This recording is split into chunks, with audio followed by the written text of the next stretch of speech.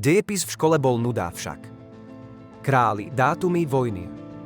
Ale čo ak vám poviem, že svet, ako ho poznáme, vznikol vďaka jednej obrovskej lži o zelenine, partii opitých robotníkov a maratónu, ktorý vyzeral ako scéna z filmu Vo štvorici po opici.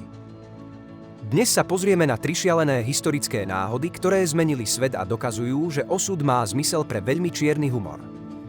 Pripravte sa, toto v učebniciach nenájdete. Hovorila vám mama, že ak budete jesť mrkvu, uvidíte ako jastrab. Moja áno. A viete čo? Celé je to britská vojnová propaganda z roku 1940. Počas bitky o Britániu začali britskí piloti v noci zostreľovať nemecké bombardéry s podozrivou presnosťou. Briti mali novú tajnú zbraň radar. Ale nechceli, aby o ňom Nemci vedeli. Čo urobili? Vytrúbili do sveta, že ich ESO John Mačacie oči Cunningham vidí v tme preto, lebo miluje mrkvu. Vláda zaplavila krajinu plagátmi. Mrkva vás udrží v bezpečí počas zatemnenia. Najvtipnejšie na tom je, že tomu uverili nielen britské mamy, ale aj samotní nacisti. Nemecké velenie začalo pchať mrkvu do svojich pilotov, aby vyrovnali sily. Mýtus prežil 80 rokov a my dodnes chrumkáme mrkvu, hoci v tme vidíme stále rovnako nič. Presuňme sa do roku 1854. Londýn.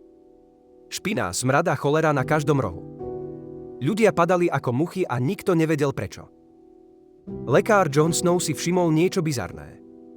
V srdci nákazy stál pivovar. Okolo neho všetci zomierali, ale robotníci vo vnútri. Tí boli vysmiatí, zdraví a v pohode. Prečo? Lebo vtedajšia voda v Londýne bola v podstate tekutá smrť. Ale majiteľ pivovaru bol štedrý, dovolil robotníkom piť pivo kedykoľvek boli smední. Keďže sa pri výrobe piva voda varí, baktérie cholery sa v nej uvarili tiež. Zatiaľ čo abstinenty zomierali, partia podgurážených chlapíkov prežila epidémiu len vďaka svojmu pitnému režimu. Prvýkrát v histórii bolo vedecky potvrdené, že pivo v práci vám môže zachrániť krk. Ak si myslíte, že váš život je chaos, počkajte na toto. Olympijský maratón v St. Louis. 32 stupňov, dusno a iba 2 stanice s vodou na 42 km. Organizátori totiž chceli testovať účinky dehydratácie. Fred Lorst.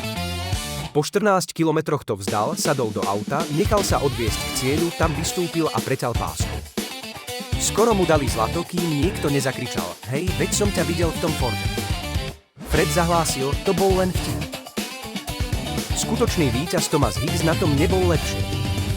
Tréneri mu cestou dávali strychnín, čo je jedna potkaný zmiešaný z brandy. V cieľovej rovinke mal halucinácie, že cieľ je ešte kilometre ďalej. V podstate ho cez čiaru preniesli. A môj osobný hrdina. Kubánsky poštár Andarín Carvajal. Prišiel o peniaze, stopoval na štart, bežal v civilných topánkach, cestou zjedol hnilé jablká. Dostal krče, dal si 20-minútový šlofík v sade a aj tak skončil štvrtý.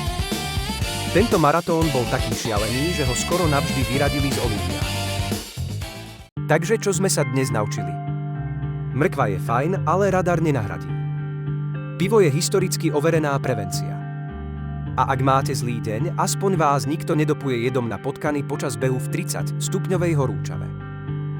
Ktorý z týchto príbehov bol pre vás najväčší úlet?